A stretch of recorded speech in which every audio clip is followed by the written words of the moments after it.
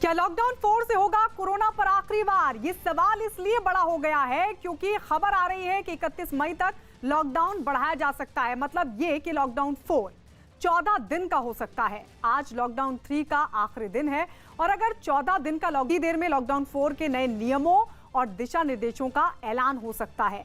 अटकल और कयासों के इस दौर में सवाल ये उठ रहा है कि क्या लॉकडाउन 4 से होगा कोरोना पर आखिरी वार? पूरे देश में 31 मई तक लॉकडाउन बढ़ाया जा सकता है। ये इस वक्त की अहम खबर। आपको बता दें, लॉकडाउन 3 का आज आखिरी दिन है और ऐसे में इस बार भी लॉकडाउन को बढ़ाया जा सकता है। हाल ही में प्रधानमंत्री नरेंद्र मोदी ने संबोधन में साफ कर दिया था कि लॉकडाउन 4 तो होगा ही, लेकिन ये नए रंग रूप वाला लॉकडाउन होगा। और इस सबके बीच दिशा निर्देश क्या होंगे केंद्र की तरफ से लॉकडाउन 4 के मद्देनजर?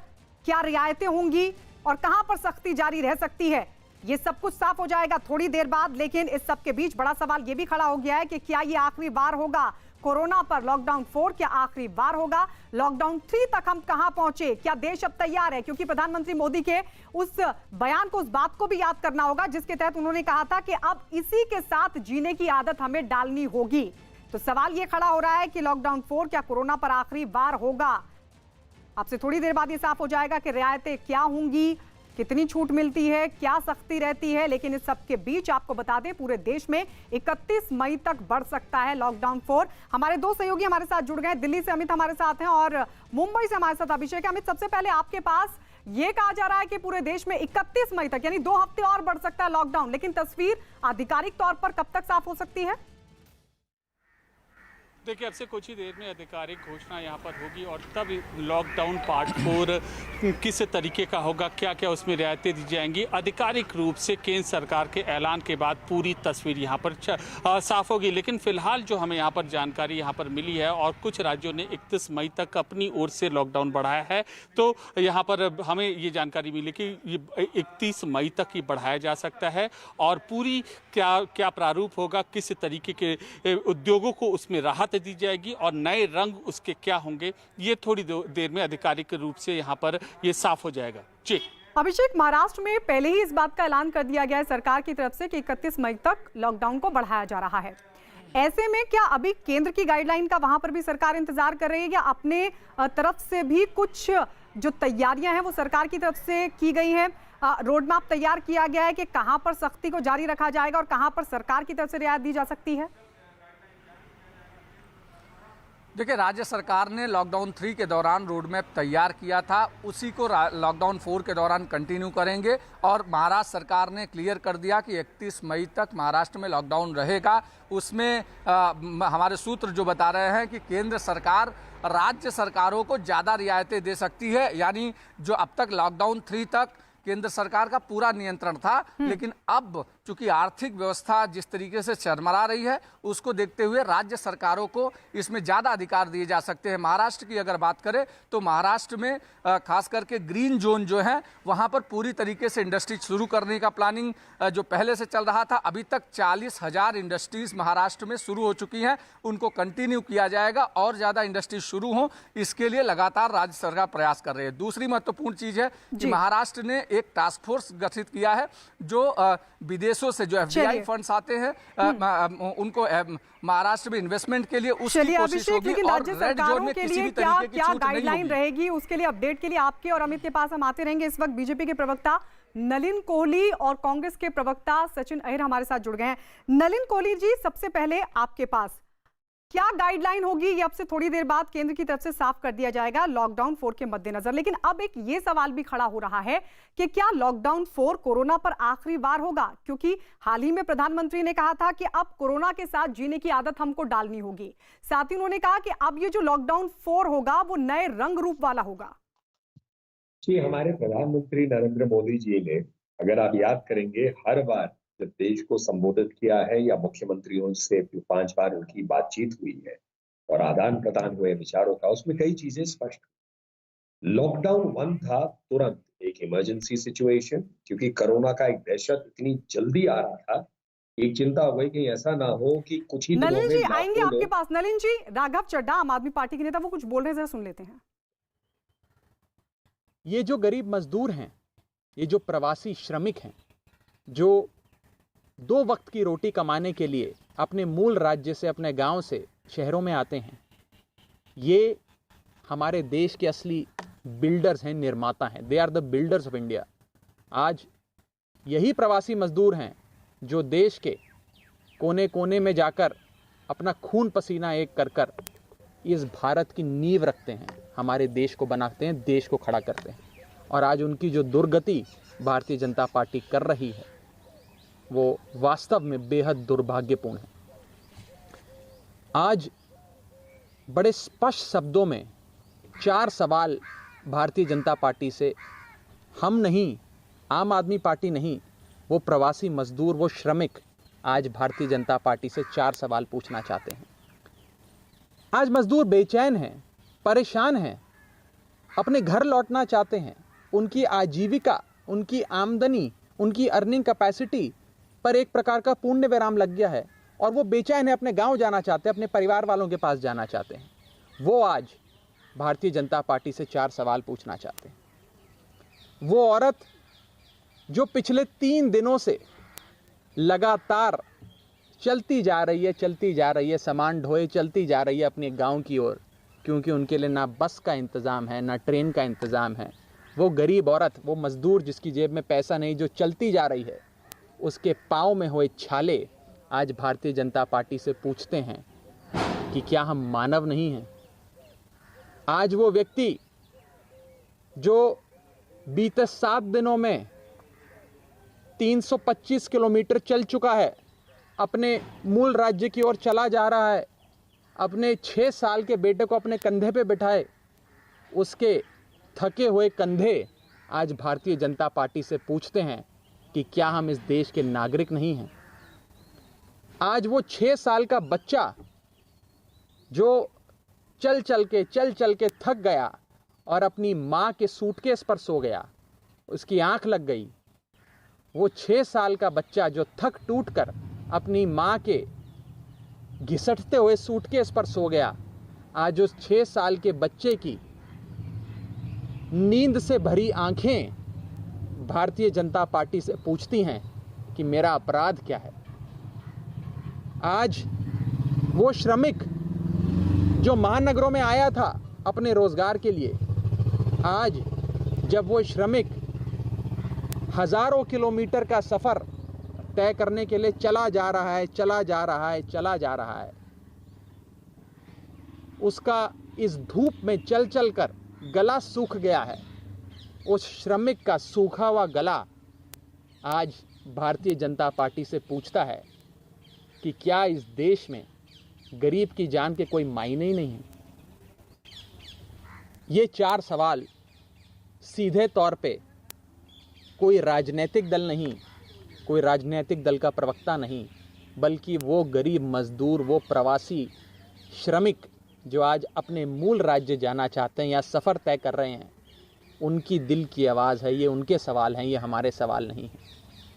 क्या इस देश में आज तो ये बड़ा हमला आम आदमी पार्टी के नेता राघव चड्ढा की तरफ से, जिसमें उन्होंने 4 सवाल पूछे और भारतीय जनता पार्टी पर बड़ा हमला करते हुए उन्होंने सवाल पूछा है कि क्या इन श्रमिकों की जान की कोई कीमत नहीं है। साथ ही उन्होंने ये भी सवाल पूछा कि क्या ये जो दर-दर मजदूर भटक रहे हैं, क्या ये देश के नागरिक नहीं है।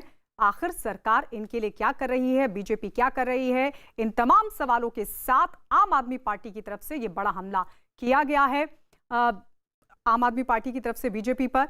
तो इस सब के बीच आपको बता दें, बीजेपी मजदूरों पर राजनीति करती है, ये भी राघव चड्ढा ने कहा है। और साथ ही उन्होंने ये भी कहा है कि वो जो तमाम सवाल हैं उनका जवाब इन मजदूरों को बीजेपी को देना चाहिए। सभी खास मेहमान हमारे साथ लगातार बने हुए हैं। नलिन कोहली जी, आपके पास, क्योंकि ये बड़ा हमला आम आदमी पार्टी की तरफ से आप पर किया गया और कुछ सवाल भी राघव चड्ढा पूछ रहे हैं। ठीक है, मैंने सुना उनको।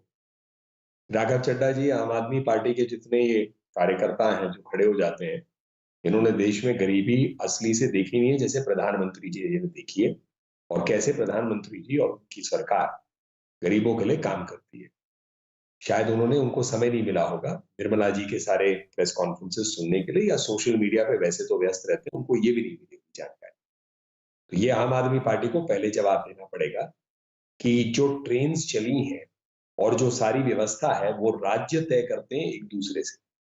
तो उस व्यवस्था में ट्रेन सरकार देती है। बाकी one nation one ration card, 5 kilo जो गेहूं या चावल, साथ में दाल, ये सारी चीजें हैं। तो आम आदमी पार्टी को इस समय राजनीति इसलिए लग रही होगी क्योंकि इनकी प्राथमिकता थी दारू के ठेके खोलना, और दारू के ठेके की व्यवस्था इतनी अच्छी हो गई थी कि देश में कहीं पर भी इतनी भीड़ नहीं देखी और इतनी खराब हालत से लोग वहां उमड़े। तो उसकी अभी तक उनको शायद जी। और हम वापस चलिए लौट कुछ जाए, क्योंकि आपका मूल प्रश्न था लॉकडाउन को लेके, जो बीच में इस प्रेस कॉन्फ्रेंस की वजह से हट गया था। तो आपकी इच्छा है कि मैं उस पर जवाब दूं या इसी पे हम लोग डिबेट अपना करें? हाँ, नहीं, आप इस पे भी जवाब दीजिएगा। कांग्रेस के प्रवक्ता सचिन अहिर भी हमारे साथ हैं। सचिन जी, कई तस्वीरें जो अभी जिक्र आम आदमी पार्टी की तरफ से भी किया गया, मजदूरों की तस्वीरें या फिर कई जगहों पर अव्यवस्था का माहौल हो, सवाल अब यही उठ रहा है क्योंकि लॉकडाउन 4 का ऐलान तो होगा, 2 हफ्ते तक बढ़ाया जा सकता है, हालांकि रियायतें कितनी होंगी उसका इंतजार बाकी है। लेकिन लॉकडाउन 3 तक हम कहां पहुंचे? क्या अब जो हालात है वो सामान्य हो रहे हैं और क्या ये आखिरी बार होगा अब कोरोना पर लॉकडाउन 4? हाँ, मुझे नहीं लगता कि ये आखिरी होगा, क्योंकि 500 केसेस थी तभी प्रधानमंत्री जी ने लॉकडाउन किया था। आज लगभग 90,000 का आंकड़ा छू चुके हैं, चाइना से भी आगे निकल गए। और बंबई में आप हालात देख ही रहे हैं कि सबसे ज्यादा बंबई प्रभावित हो गई है, महानगरें प्रभावित हो गई है। तो मुझे लगता नहीं है कि ये लॉकडाउन इतने जल्दी खत्म होगा।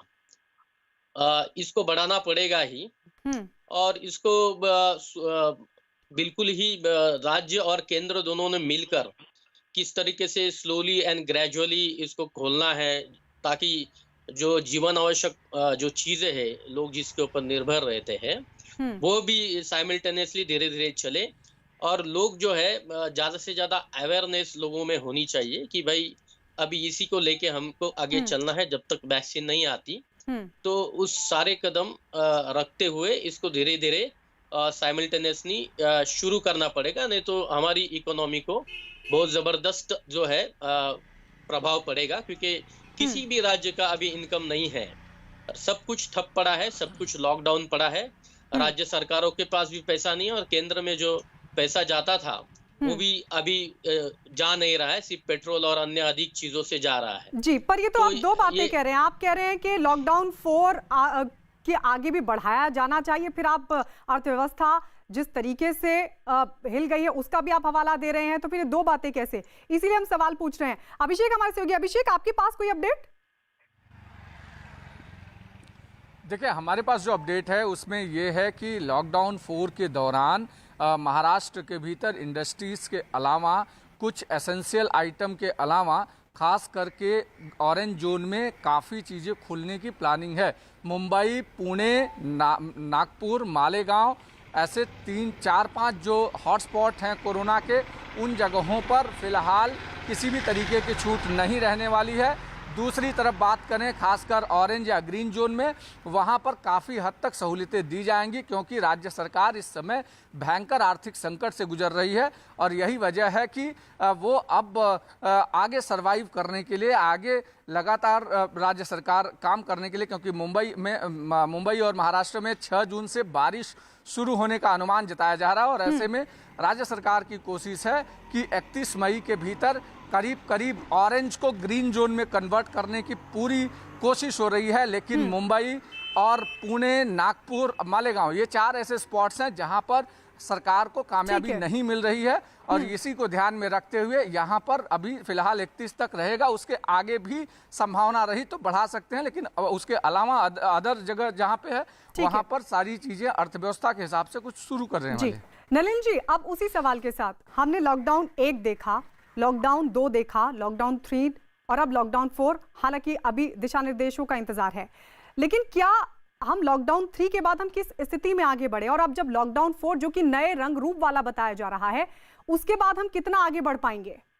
इसीलिए मैंने कहा है इसको थोड़ा सा आपको देखना पड़ेगा। प्रधानमंत्री जी जब पहली बार उन्होंने देश को संबोधित किया था, संबोधन उनका था, और फिर उसके बाद मुख्यमंत्रियों से उनकी जो बातचीत और वार्तालाप और आदान प्रदान रहा है, इसमें आप एक पैटर्न देखेंगे पहले थी कि विश्व में ये कहर बहुत जल्दी से आ रही थी, किसी को तैयारी का एक समय नहीं मिल रहा था। तो भारत में लॉकडाउन जब हुआ तो उस प्रोसेस के अंदर में राज्य सरकारें, केंद्र सरकारें मिलकर देश के अंदर में तुरंत 10-15 दिन के अंदर में ही 1.5 लाख ऐसे बेड जो है तैयार हो गए थे। वेंटिलेटर्स का एक जायजा हो गया था, पीपीई किट्स का जायजा हुआ और समझ आई कि हमें आगे कहां बढ़ना है। लॉकडाउन 1 और 3 के चलते आज हम लाखों की पीपीई किट रोज बना रहे हैं देश के अंदर, लाखों के N95। तो एक आत्मनिर्भरता आने लगी। राज्य सरकारों को भी एक नियंत्रण पता पड़ गया कि जिस गति से विश्व में जारी थी उस गति पे नहीं जारी भारत में, जो एक अच्छा संकेत है। रिकवरी रेट हाई है और डेथ रेट बहुत लो है। तो इसीलिए एक सेकंड जो प्लानिंग आने लग गई कि अर्थव्यवस्था को चालू करने के लिए कुछ हमें करना पड़ेगा। और आप नोट करेंगे इसी में प्रधानमंत्री जी ने भी कहा था कि हमें साथ जीना पड़ेगा, कुछ कदम उठाने पड़ेंगे, 2 गज की दूरी, फेस कवर पहनना या मास्क पहनना। और राज्य सरकारों ने भी तय किया, भाई कुछ राज्यों ने कहा भाई हम एक्सटेंड करना चाहते हैं, जैसे आज महाराष्ट्र ने एक्सटेंड किया, पिछली बार पंजाब ने तुरंत कर दिया था, दिल्ली ने तुरंत कर दिया था राष्ट्रीय स्तर से पहले। तो हर राज्य के पास एक अधिकार क्षेत्र भी होता है कि वो अपने एरियाज में कैसे उसको डील करे। लेकिन अब धीरे धीरे हम वहां बढ़ रहे हैं जहां दोनों चीजें होंगी।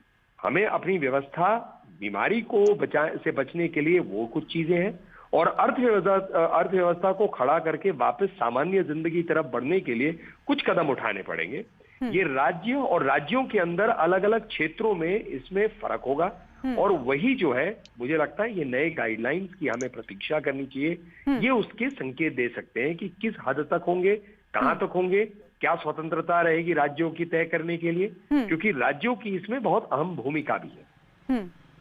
बिल्कुल, उनका इंतजार करना होगा कि ये नया रंग रूप क्या होगा, क्या रियायतें हो सकती हैं। लेकिन सवाल फिर ये भी खड़ा होता है कि हम कितने तैयार हैं। सचिन अहिर जी, लॉकडाउन 3 तक हम पहुंचे, लॉकडाउन 4 के लिए हम कितने तैयार हैं? क्योंकि जाहिर है अर्थव्यवस्था को खड़ा करने के लिए कुछ ना कुछ रियायतें तो देनी होगी जिससे आर्थिक मजबूती मिल सके देश में। अब ऐसे में लॉकडाउन 3 तक हम कहां पहुंचे, और क्या अब लॉकडाउन 4 के लिए हम तैयार दिखते हैं?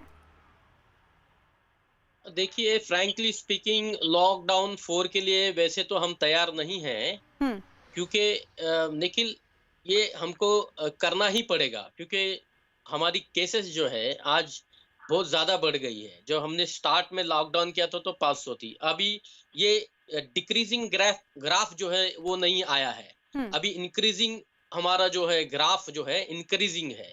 तो इसीलिए हमको तैयार होना चाहिए। जनता भी अभी समझ गई है, स्टार्टिंग में उनको मजाक लग रहा था कि भाई इतना सीरियस नहीं है, लेकिन अब सरकारों ने 2-2 महीने लॉकडाउन किया है तो लोगों को भी ये समझ में आया है कि ये बहुत सीरियस मामला है। जैसे टोक्यो में, चाइना में, जापान में पहले से ही सब प्रिकॉशनरी मेजर्स लेके लोग बाहर निकलते हैं, मास्क पहनते हैं और ये सारे चीजें करते रहते हैं, क्योंकि वहाँ ऐसे बीच बीच में ऐसी बीमारियां आती रहती है। भारत के लिए ये पहला अनुभव है चाइना के आशीर्वाद से, लेकिन अभी हमको इसमें जीना है। और ये है कि जो ग्रीन जोन है वहां पर सरकारें अपना कारोबार भी, जैसे आपने कहा कि 40,000 जो छोटे यूनिट्स है, कंपनीज है, फैक्ट्रीज है, शुरू कर दिए हैं, क्योंकि लोग बिना पैसे के रह नहीं सकते, सबके जेब में पैसा तो जाना चाहिए, क्योंकि अगर 2-3 महीने काम नहीं करेंगे तो उनको पैसा कोई देने वाला नहीं है। सचिन जी, इस बीच देख लेते हैं कि ट्वीट क्या किया गया है। आप ही की पार्टी की तरफ से ट्वीट हुआ, संजय झा ने ट्वीट किया है और उन्होंने लॉकडाउन 4 के दिशा निर्देश जारी करने में देरी पर सवाल उठाए हैं। कांग्रेस के नेता संजय झा ने कुछ देर पहले ये ट्वीट किया है और ट्वीट करते हुए उन्होंने लिखा है कि कल से लॉकडाउन 4.0 लागू होने वाला है और सिर्फ 8 घंटे ही बाकी है, ना कोई खबर ना कोई नियम। क्या हम 135 करोड़ लोगों से इसी तरह व्यवहार करते हैं? तो ये ट्वीट संजय झा की तरफ से। नलिन कोहली जी, इस पर आपका रिएक्शन आएंगे सचिन जी आपके पास। मेरा रिएक्शन ये है कि सचिन जी एक वरिष्ठ नेता है, आप उनकी शैली को सुनिए। हम सब जो बात कर रहे हैं ये इसको राजनीतिक रूप से थोड़ी ना, ये देश की एक चिंता है, हमारे नागरिकों की चिंता है, राज्यों में जो नागरिक रहते हैं उन राज्यों की सरकारों की एक चिंता होती है, उस क्षेत्र के लिए, देश के लिए केंद्र सरकार देखती है, सबसे मिलकर करना होता है। लेकिन इस बीच में एक ट्वीट डाल के संजय झा जी को लगा होगा कि मैं अपनी बात कह दूं, आने ही है गाइडलाइन। स्टेट से सुझाव आए गए थे, पिछली मीटिंग जो हुई थी प्रधानमंत्री जी के हर मुख्यमंत्री के साथ, वहां पर सुझाव मांगे गए थे, उसको कहा गया था कि 15 तारीख या 16 तारीख तक सारे सुझाव आने थे। उन सारे सुझावों को देखते हुए एक कॉम्प्रिहेंसिव आना है लॉकडाउन का नया गाइडलाइन 4 के लिए। तब क्या ये जल्दबाजी में करनी चाहिए? आने ही है तो आएंगे ही, लेकिन इस ट्वीट से ये दिखता है कि उनकी शायद ये मंशा रही होगी कि भाई मीडिया में मेरी कुछ एक ट्वीट चल जाए तो मैं एक विरोध कर देता हूँ, कह देता हूँ। लेकिन सरकारें अपनी, यहाँ महाराष्ट्र सरकार ने डिक्लेयर कर दिया लॉकडाउन 31 तक, उनकी सेट ऑफ गाइडलाइंस भी आएंगी राष्ट्रीय सेट ऑफ गाइडलाइंस के बाद। तो जिनको काम करना है वो काम करते, जिनको राजनीति करना है वो राजनीति करते। तो क्या कांग्रेस राजनीति के लिए ये सब कर रही है? सचिन जी आएंगे आपके पास, लेकिन इस सब के बीच महाराष्ट्र के गृह मंत्री अनिल देशमुख ने राज्य में 31 मई तक लॉकडाउन बढ़ाने का ऐलान कर दिया है। आज ही ये लॉकडाउन 31 मई तक बढ़ाने का निर्णय हुआ है। उसमें जो डिटेल्स है, उसमें ग्रीन जोन में क्या रियायती दी जाएंगी, ऑरेंज जोन में क्या रियायती दी जाएंगी, रेड जोन में, कंटेनमेंट जोन में, इसका पूरा डिटेल, अभी पूरा ब्यौरा राज्य शासन उसमें डिटेल्स देंगी। जो भी गवर्नमेंट गाइडलाइन है उसका पालन सबने करना चाहिए, और जब तक अपन इसका पालन नहीं करेंगे तब तक इसके ऊपर अपन ये महामारी को अपन काबू में नहीं ला पाएंगे। सचिन जी, क्या ये सब कुछ राजनीति के लिए किया जा रहा है? राहुल गांधी उधर फुटपाथ पर जाकर मजदूरों से भी मुलाकात करते हैं, उसके बाद अब संजय झा का ये ट्वीट, राहत पैकेज को लेकर भी कांग्रेस की तरफ से सवाल खड़ा किया गया। नहीं, देखिए, राजनीति कोई नहीं कर रहा है इस पे, इतने इनसेंसिटिव ज्यादा लोग नहीं हैं। राजनीति करने वाले करते हैं, लेकिन पैकेज की जहां तक बात है, कांग्रेस पार्टी का ये मानना है, हम जो इनकम लेते हैं, जो टैक्सेस से लेते, रिफॉर्म के लिए खर्चा करते, तो ये रिफॉर्म के लिए जो खर्चा करते हैं उसको हम हेलो जी, चलिए सचिन जी आएंगे आपके पास। हाँ, आपकी आवाज आ रही है, आएंगे आपके पास। अभिषेक, आपके पास कोई अपडेट अभी? देखिए, हमारे पास जो अपडेट है उसमें महत्वपूर्ण बात यह है कि इस बार राज्य सरकार ने लोकल ट्रेन चलाने के लिए, खासकर कॉमन मैन के लिए नहीं, एसेंशियल सर्विसेज में जो एम्प्लॉइज काम करते हैं वो, उनको आने जाने में काफ़ी दिक्कत हो रही है, और ऐसे में एसेंशियल सर्विसेज के लिए लोकल ट्रेनें शुरू करने के लिए प्रधानमंत्री के पास गुजारिश की थी, वीडियो कॉन्फ्रेंसिंग में की थी। उसके बाद MHA को लेटर भी लिखा गया है कि हो सके तो लोकल सर्विसेज शुरू की जाए, ताकि जो अत्यावश्यक सेवाओं में लगे कर्मचारी हैं उनको वहां तक पहुंचाया जाए। फिलहाल महाराष्ट्र सरकार को इंतजार है कि क्या लोकल ट्रेनों को लेकर कोई सहूलियत मिलती है क्या, पहली बात। दूसरी बात यह है कि अर्थव्यवस्था को लेकर के राज्य सरकार ने लॉकडाउन 4 के दौरान कहा है कि कुछ और ज़्यादा चीज़ें महाराष्ट्र में शुरू करने की ज़रूरत है, खासकर ग्रीन जोन में उनके डिस्ट्रिक्ट को चारों तरफ से सीमाएं सील करके अंदर उनकी एक्टिविटी पूरी तरीके से चालू करने को लेकर के परमिशन मांगी थी। उसको भी देखना होगा कि क्या केंद्र सरकार की MHA की गाइडलाइन में राज्य सरकार के उन मुद्दों को भी सहूलियतें मिली हैं क्या, या प्राथमिकता से राज्य सरकार को अधिकार दिया गया है क्या, ये महत्वपूर्ण चीज़ें हैं जी। और इस बीच बता दें कि देश भर में कोरोना मरीजों की जो संख्या है वो बढ़कर 90,927 तक जा पहुंची है। पिछले 24 घंटों की अगर बात करें तो कोरोना के अब तक के सबसे ज्यादा 4,987 मरीज सामने आ चुके हैं। पिछले 24 घंटे में 120 लोगों की कोरोना से मौत हो चुकी है। तो वहीं देश भर में अब तक 2872 लोगों की कोरोना से मौत हुई है। देश में अब तक 34,109 मरीज ठीक भी हुए हैं। तो ये भी एक बड़ा आंकड़ा है, 34,109 मरीज ठीक हुए हैं। तो 24 घंटे में सबसे ज्यादा कोरोना के मरीज बढ़े हैं। दिन ब दिन जो केसेस हैं वो बढ़ रहे हैं, लेकिन राहत की बात यह भी है कि मरीजों के ठीक होने का आंकड़ा भी लगातार बढ़ रहा है। तो पिछले 24 घंटे में 4,987 मरीज सामने आए हैं, और ये 24 घंटे में सबसे ज्यादा आंकड़ा बताया जा रहा है। 120 लोगों की कोरोना से मौत हुई है पिछले 24 घंटे में। तो 90,000 के पार पहुंच चुका है कोरोना मरीजों का ये आंकड़ा, और पिछले 24 घंटे में सबसे ज्यादा मरीज सामने आए हैं।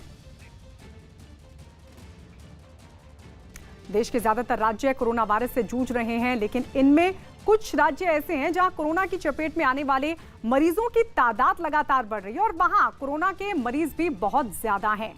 सबसे खराब जो हालात हैं वो महाराष्ट्र में हैं, जहां पर कोरोना मरीजों की संख्या लगातार बढ़ती जा रही है। वहां पर मरीजों की तादाद 30,700 के पार पहुंच चुकी है। कोरोना से जूझ रहे राज्यों में गुजरात दूसरे नंबर पर है, जहां अब तक कोरोना के मरीजों की संख्या 11,000 के करीब पहुंच चुकी है। कोरोना मरीजों की संख्या के मामले में तीसरे नंबर पर तमिलनाडु है, जहां अब तक 10,500 से ज्यादा मरीज सामने आ चुके हैं। दिल्ली चौथे नंबर पर है, जहां कोरोना मरीजों का आंकड़ा 9,300 के पार पहुंच चुका है। और पांचवें नंबर पर है राजस्थान, जहां कोरोना मरीजों की संख्या 5,000 के करीब जा पहुंची है।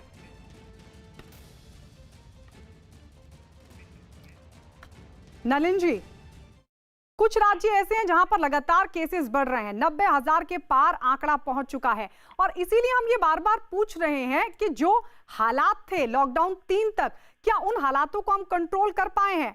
हालांकि राहत यह है कि काफी तादाद में लोगों के ठीक होने का सिलसिला भी जारी है। नहीं, इसका ना दो रूप से आपको देखना पड़ेगा।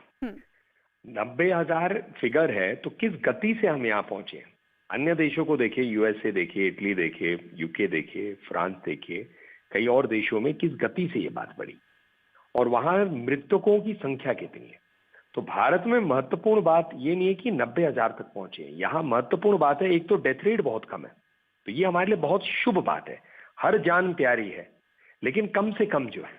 दूसरी बात आप नोट करिए कि जो वेंटिलेटर यूसेज था, शुरू में एक बड़ी भय हो गई थी यहाँ पर कि वेंटिलेटर की कमी पड़े। उस समय को 19,000 वेंटिलेटर थे देश में, 60,000 और ऑर्डर हो गए। लेकिन वेंटिलेटर की आवश्यकता जो है 1% से कम, 1/3% का, मतलब 0.33% लोगों को वेंटिलेटर की आवश्यकता पड़ी। तो ये भी एक शुभ बात है। तीसरी बात है, रिकवरी रेट बहुत हाई है। तो इसमें एक बात है, अब हम वैज्ञानिक तो है नहीं, लेकिन जो कई डॉक्टर्स हैं और कई लोग जानकार हैं, वो इसमें ये भी कहते हैं इस बीमारी में ओवरऑल रेट जो है, मतलब जवान लोगों के लिए उनका स्वास्थ्य अच्छा है, उनके लिए 0.1%, 0.2% है।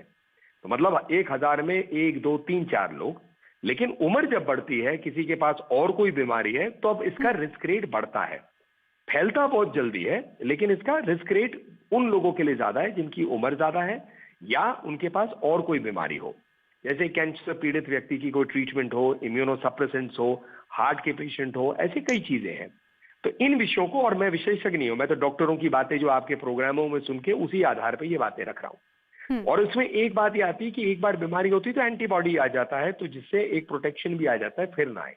बीच में दक्षिण कोरिया में एक चिंता आई थी कि कुछ लोगों को हुआ था वापस दूसरी बार, फिर वो भी उसका गलत हो गया था कि नहीं, ऐसा नहीं हुआ।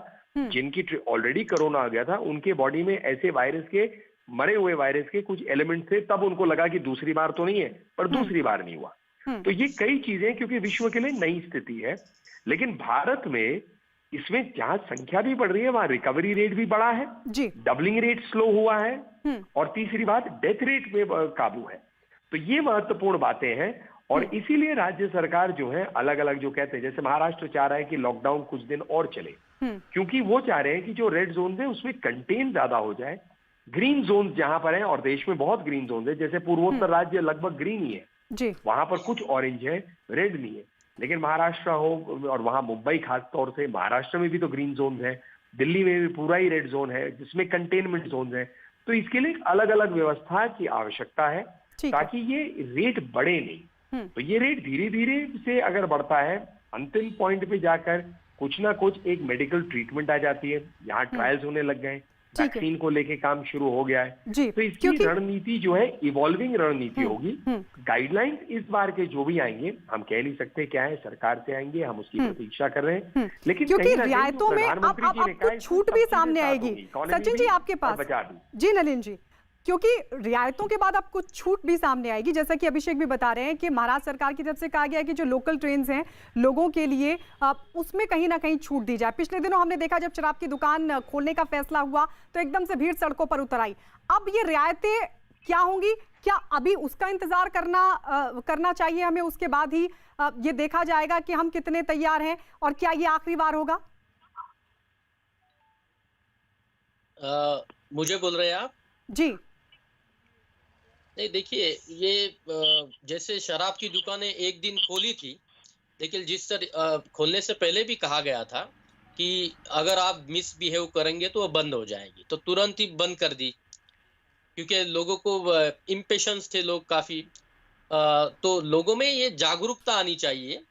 अभी जो लोअर मिडिल क्लास के लोग हैं, जो लेबर क्लास के लोग हैं, जो बम्बई में झुग्गी झोपड़ियों में, जैसे धारावी सबसे बड़ा डेंसली पॉपुलेटेड एरिया है, लगभग 500 एकड़ में 7 लाख लोग रहते हैं, आप इमेजिन कर सकते हैं। तो ऐसे बहुत सारी डेंसली पॉपुलेटेड एरियाज है। बम्बई कैसी है कि एक बिल्डिंग आप करोड़पतियों की बहुत बड़ी बिल्डिंग देखेंगे, उसके नीचे झुग्गी झोपड़ियां रहेगी। ठीक है, नलिन जी, आखिरी सवाल आपसे, कितनी देर में दिशा निर्देश सामने आ सकते हैं? जल्द आएंगे। देखिए, ऐसा ये दिशा निर्देश, क्योंकि पिछली जो प्रधानमंत्री जी की जो मुख्यमंत्रियों से बात हुई थी और उन जो सुझाव आए थे, इसमें कहीं ना कहीं कई चीजें जो है मुख्यमंत्रियों ने सुझाव दिए इसको, ताकि दोनों चीजें हो, कुछ इकोनॉमिक एक्टिविटी भी हो, नियंत्रण भी हो, और अलग अलग राज्यों की अलग अलग रिक्वायरमेंट्स है। तो हो सकता है जो आने में कई लोग जो है, यानी इंतजार रहेगा, क्योंकि रियायतें तय करेंगी कि छूट कितनी होगी, सख्ती कहां रहेगी। और फिर ये सवाल इसीलिए खड़ा हो रहा है कि क्या लॉकडाउन 4 के लिए हम तैयार हैं, और क्या ये आखिरी बार होगा लॉकडाउन 4 कोरोना पर?